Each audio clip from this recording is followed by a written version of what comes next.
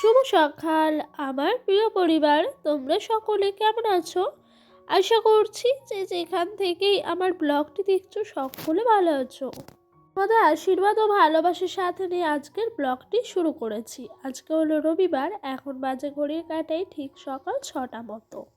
আজ না ঘুম থেকে উঠেই সবার প্রথম এই মাঠের এখানে আসলাম। এসে দেখছি কিভাবে কুয়াশা পড়ে আছে, তার সাথে কিছু পাখি এই জমি থেকে কি সমস্ত জিনিসগুলো খাচ্ছে। তবে এই তিনটে পাখি যতক্ষণ না রোদ্দুর ওঠে ততক্ষণ কিন্তু এই মাঠের মধ্যেই থাকে। রোদ্দুর উঠলে কোথায় যেন উধাও হয়ে যায়। ওদিক দিয়ে সুন্দর একটা দৃশ্য দেখে আসার পর সংসারের কাজে হাত দিয়েছি। আমার এই ভাঙাচোরা টিনের বেড়ার মাটির ঘরটা সুন্দর করে ঝাঁট দিয়ে দিচ্ছি। এই ঘরটাতেই জানো তো যখনই আসি নিজের মধ্যে যেন একটা আলাদাই শান্তি অনুভব করি। ওদিক দিয়ে ডোডোর পাপা কালকে অনেক রাত অবধি এইখানে বসে বসে কাজ করেছে, তাই দেখো জিনিসগুলো গুছিয়ে রেখে যায়নি। টিভির যেরকমভাবে খোলা ছিল সেরকমভাবেই টিভির বোর্ডগুলো নিচে লাগানো এবং টিভিটা কিন্তু খোলা আছে। আজকে সকালে হয়তো সেটিং করবে। আর এই দেখো ওই দিক দিয়ে আমার টিনের ঘরটাকে ঝাঁট দিলাম, তারপরে একদম মাটির দেয়াল দেওয়া ঘরটা ঝাঁট দিয়ে বাইরে চলে এসেছি। জানো তো আমাদের এই ঘরটা না পুরোটাই টিন দিয়ে ঘেরা নয়, কিছুটা টিন আছে এবং তার সাথে কিছুটা মাটির দেয়াল দিয়ে ঘরটা তৈরি।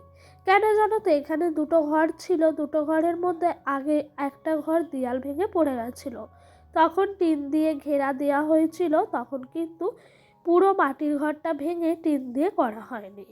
আর এই দেখো এদিক দিয়ে আমি কিন্তু সববার প্রথমে সূর্যি মামা ওঠার আগে আমাদের এই দুয়ার ঘরে জল দিয়ে দিচ্ছি। জানো তো সংসারে আয় উন্নতি বজায় থাকার জন্য আমরা গ্রামের বউরা এরকমভাবে কিছু কাজ কর্ম সেরে থাকি। আর জানো তো এভাবে ঘরটার জন্য অনেকেই অনেক কথা বলেন যখন ফার্স্ট টাইম সবাই আসেন, তবে তারপর তাদেরকে যখন বোঝানো হয় তখন বুঝতে পারেন। আর এই দেখো কালকে আমার শ্বশুরমশাই মাঠের থেকে কিছুটা বেতের শাক তুলে এনেছিলেন, আর শাকগুলো একদম কুয়াশার মধ্যে কুলোই করে সারা রাত রাখা ছিল।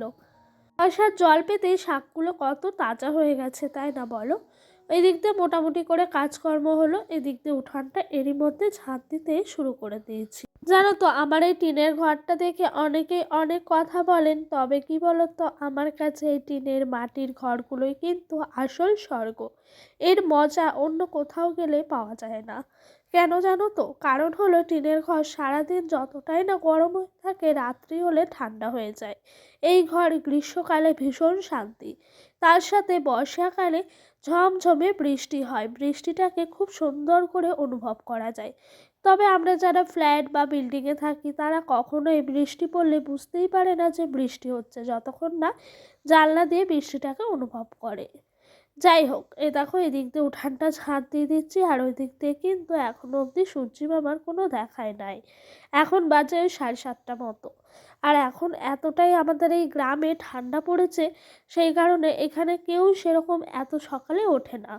তবে আমি আবার উঠে পড়ি, কেন বলো তো, আমার সমস্ত কাজকর্মগুলো তো সারার একটা তাড়া আছে, তাই না বলো? সেরে রান্না করতে হয় সকালে দুপুরে রাতে, সেই কারণে জানো তো ভাবি যত তাড়াতাড়ি সকাল সকাল উঠে সংসারের কাজগুলো সেরে নেবো ততই মঙ্গল। তবে জানো তো এই শীতকালটায় না ভীষণ শীত করে, তবুও কিছু করার নাই, মন না চাইলেও কিন্তু আমাদের সংসারের কাজগুলো ঝটপট করে করতেই হবে। তবে আজকে এতটাই তাড়াতাড়ি উঠেছি, আশেপাশে কেউ ওঠেনি। সব প্রথমে ঘুম থেকে উঠে ভীষণ ভয় করছিল, কেন জানো তো, আমাদের আশেপাশে না প্রচুর শিয়াল আছে। একটু বেশি রাত এবং ভোরের দিকে এই শিয়ালের প্রচুর ডাক শোনা যায়, সেই জন্য ভয় লাগছিল। যখন মানুষ প্রচুর থাকে তখন শিয়াল বেরোয় না, তবে সন্ধ্যা হলেই তো এখন শীতের দিনে মানুষ নিজের মতো নিজে ঘরে ঢুকে যায়, শিয়ালেরও কিন্তু আনাগোনাটা বেশ থাকে। যাই হোক, গল্প করতে করতে এরই মধ্যে বাসি কাজকর্ম সেরে চা বসিয়ে দিয়েছি। ওদিক দিয়ে শ্বশুরমশাই অপেক্ষা করে আছেন কখন আমি হাঁড়ি থেকে চা ঢালবো। কেন জানো তো, এই শীত পড়লেই না মানুষ যেন চাটা খেতে বেশি আগ্রহ হয়ে যায়।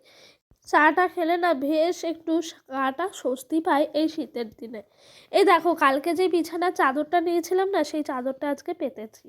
আর এই বিছানার চাদর না নতুন নতুন পাততে ভীষণ মজা লাগে, বেশ নতুন নতুন একটা ফিল হয়। যাই হোক, ওদিক দিয়ে আমার কাজকর্ম মোটামুটি একদম শেষ, মানে বাসি কাজ। এরই মধ্যে সকালে রান্না বসিয়ে দিয়েছি, আজকে রান্না করব সকালে হলো ভাত, আর কিছু করব না। আর এই দেখো আজকে বাঁশ পাতা দিয়ে কিন্তু রান্নাটা করব। জানো এই বাঁশ পাতার আগুন দাউ দাউ করে জ্বলে ওঠে, কিন্তু আবার এক নিমিষের মধ্যে নিভে যায়, খুব কষ্ট হয়। তবে এই ভাতটা করব, জল গরম করব, এতে করে কিন্তু অনেকটাই শেষ হয়ে যাবে। তারপরে ভাবছি শ্বশুরমশাইকে বলবো বস্তায় করে ভরে রেখে দিতে। কেন বলো তো, এই বাঁশ পাতা দিয়ে রান্না করলে না তরকারি পুরো গন্ধ হয়ে যাবে, ভাতটাই শুধু করা যাবে। তো বন্ধুরা, এদিকে ভাতটা হতে হতে তোমাদের চলো সুন্দর সুন্দর কিছু কমেন্ট পড়ে শোনাই। মানসী বনু কমেন্ট করেছেন, ভিডিওটা খুব সুন্দর লাগলো এবং চাদরটা অনেক ভালো হয়েছে। থ্যাংক ইউ গো এমন একটা সুন্দর কমেন্ট করার জন্য। জানো তো আজকে ভাত বসাতে বসাতে অনেকটাই বেলা হয়ে গেছে। কেন বলো তো, অনেকটা সকালে উঠেছি, তবুও কিন্তু কাজগুলো সময়ের মধ্যে করে উঠতে পারছিলাম না। কেন জানো তো, এই শীতের দিনে অনেক কিছু পোশাক পরে কাজ করতে হয় এবং তখন মনে হয় যে চলছেই না হাত পা, তাও কিন্তু ছুটে ছুটে কাজগুলো করেছি। আর এদিক দিয়ে আমার সকালের ভাত হলো, তারই মধ্যে ডোডোর পাপা দেখো সবজি বাজার করে এনেছে। এখানে সবজি বাজার বলতে নিয়ে এসছে একটা বড় বাঁধাকপি। ওকে আমি বলছিলাম কিছুদিন ধরে বাঁধাকপি দিয়ে মাছের মাথা দিয়ে খেতে ভীষণ ইচ্ছে হচ্ছে, তো সেই কথা মতো একটা বড় সাইজের বাঁধাকপি এনেছে, তার সাথে কিছুটা বেগুন এনেছে। আর বেগুন এনেছে আনার পেছনে কারণ আছে, ওই যে বেতের শাকটা আছে না, সেই শাকটাকে তো করতে হবে। শ্বশুরমশাই গাছ থেকে কিছুটা পরিমাপে শিম পেড়ে দিলেন। তো ডোডোর পাপাকে আমি বাজার যাওয়ার সময় বললাম যে কিছুটা পেলে বেগুন নিয়ে এসো। কেন বলো তো, বেগুন দিয়ে সিম দিয়ে কিন্তু বেতের শাক খেতে ভীষণ ভাল লাগে, সেই কারণে। আরও কিছুটা মতো মাছ এনেছে। তো ওই মাছের সাথেও জানো তো কিছুটা মাছের তেল দিয়েছে, তো ও বলছে মাছের তেল দিয়ে বেগুন দিয়ে করো। আমাদের বাড়িতে সকলেই মাছের তেল দিয়ে বেগুন দিয়ে খেতে ভীষণ পছন্দ করে। এই দেখো এখানে কিন্তু মাছগুলো নামিয়ে দিয়েছি। আর আজকে মাছগুলোর দাম নিয়েছে 80 টাকা মতো। 80 টাকার কিন্তু এই কটা মাছ ছিল। তো ওই দিক দিয়ে মাছগুলো ভালো করে ধুয়ে রেখে দিলাম, আর এদিক দিয়ে বেতের শাকগুলো একদম কুচি কুচি করে কেটেছি। মেলা থেকে এই যে গামলাটা কিনেছি, ছোট্ট একটা 20 টাকা দাম নিয়েছে। তবে যখন কিনেছি তখন কিন্তু ডোডোর পাপা আমাকে বলছিল যে এই গামলাটা নিয়ে কী করবা। এখন দেখেছো কি সুন্দর করে প্রয়োজনে লাগিয়ে দিয়েছি। যেই জিনিসটা সংসারের পেছনে আনি না কেন, সেই জিনিসটাই যেন কিছু না কিছু কাজে লেগেই যায়। সংসারে যতই জিনিস আনি ততই লাগে, এটাই কিন্তু সংসারের ধর্ম। যাই হোক চলো, বেতের শাকটা ধুতে হতে তোমাদের আবারও একটি সুন্দর কমেন্ট পড়ে শোনায়। এক দিদিভাই আমায় কমেন্ট করেছেন। তো দিদিভাই বলেছেন, পিউ আমারও রাতের সময় কোনো কাজ করতে ইচ্ছা করে না, একদম মনে হয় চুপ করে বসে থাকি। সারা সকাল কাজ করতে অসুবিধা, কিন্তু সন্ধে হলে আর ভাল লাগে না। হ্যাঁ গো আমারও, সারা দিন কাজ করতে যত দেবে দাও, আমি সারা দিন কাজ করে দেবো, কিন্তু সন্ধ্যার পর থেকে যেন একটা আলিস্যি লেগে যায়। তখন মনে হয় আর কাজ করতে ইচ্ছা করছে না, শুয়ে বসে থাকলেই ভালো হয়। এবং কি রাতে খাবারটা খেতেও যেতেও ইচ্ছে করে না। তো আমি ভাবতাম মনে হয় এটা আমারই একা অলসমি হয়, তো তুমি যে বললে তোমারও হয়, এটা শুনে সত্যিই মনটা একটু স্বস্তি হলো। না, আরও কারো হয় আমার মতো এরকমটা।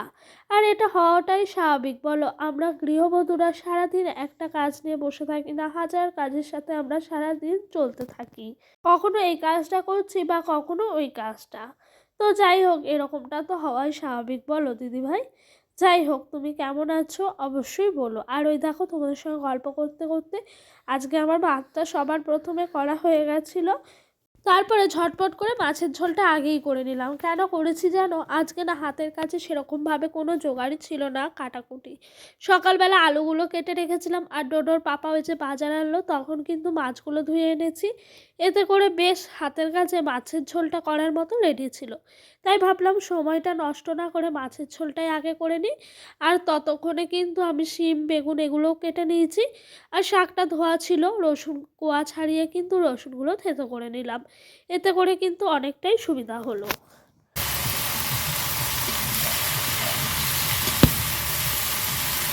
তো জানো তো এই মাঠের তরতাজা টাটকা শাক খেতে কার না ভাল লাগে। তবে আমার মনে হয় প্রত্যেক দিন পাতে যদি একটু শাক থাকে তাহলে আর কিছু লাগে না। কেন জানো তো, শাক দিয়ে যেন এক থালা ভাত খাওয়া হয়ে যায়। তো এই যে তার আগে কিন্তু মাছের তেলটাও করে রেখে দিয়েছিলাম, বেগুন দিয়ে আর পেঁয়াজ দিয়ে হয়ে গেছে। আজকের মতো রান্না এখানেই সমাপ্ত হলো। তো আজকে ভেবেছি জানো তো, যেই আগের বিছানার চাদরটা ছিল না সেটাকে কাচবো।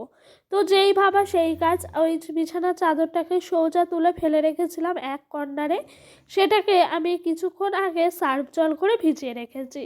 এরই মধ্যে আমার বিছানার চাদরটা কাচা হয়ে গেছে। আর এখন বেলা কটা বাজে জানো? 3:30।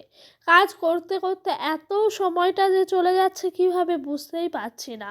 তাই জানো, যত লেটই হোক না কেন সকালবেলা কাচাকুচি করতে একটুও মন চায় না। তবে বেলা হলেই কাচাকুচিগুলো যেন না করে থাকতেই পারি না। তাই ভাবলাম কাচাকুচিগুলো আজ করব, তারপরেই কিন্তু স্নানে যাব।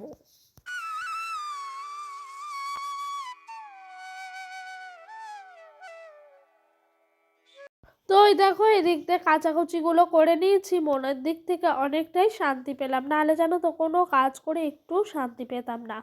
আজকে এই কুর্তি চুড়িদারটা পরেছি কারণ আমার সব নাইটিগুলো ভিজে। কি করব, সেই কারণেই কিন্তু কুর্তি চুড়িদারটা আমার পরতে হলো স্নান করার পরে।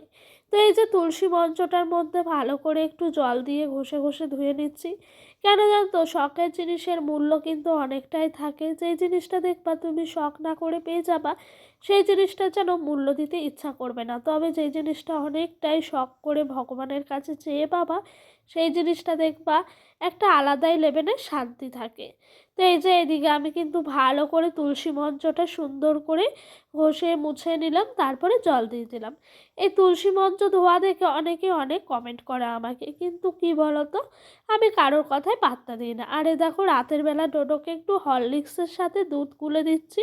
হরলিক্সটা সকালে শ্বশুরমশাই নিয়ে এসেছিলেন দোকান থেকে, তখন কিন্তু আর দিইনি, সকালে ভাত খেয়েছিল সেই জন্য। ভেবেছিলাম সন্ধ্যাবেলায় দুধ খাওয়াবো, তখন হরলিক্সটা দুধের সাথেই গুলে দেবো। তো এই যে এখন সন্ধ্যার সময় দুধের সাথে গুলে দিচ্ছি।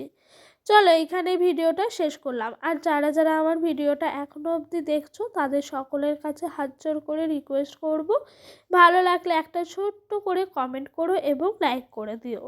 সকলে ভালো থেকো, সুস্থ থেকো, বাই।